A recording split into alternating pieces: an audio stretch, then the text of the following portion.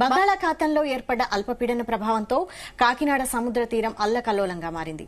పిఠాపురం నియోజకవర్గం యు కొత్తపల్లి మండల మత్స్యకారులు ఇళ్లకే పరిమితమయ్యారు.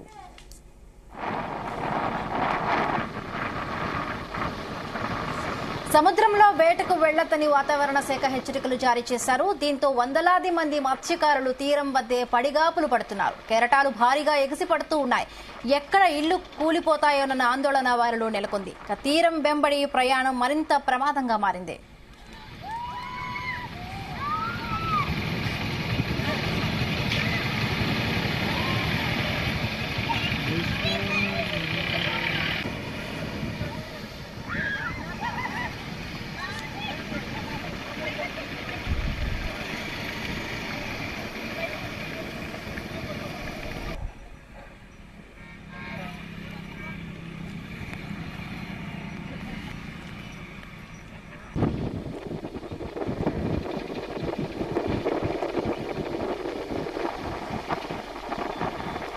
బంగాళాఖాతంలో ఏర్పడ్డ అల్పపీడన ప్రభావంతో కాకినాడ సముద్ర తీరం అల్లకల్లోలంగా మారింది.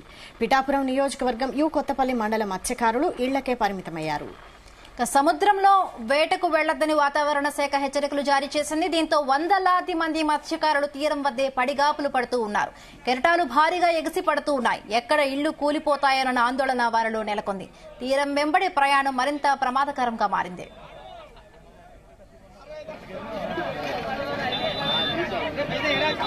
Gracias.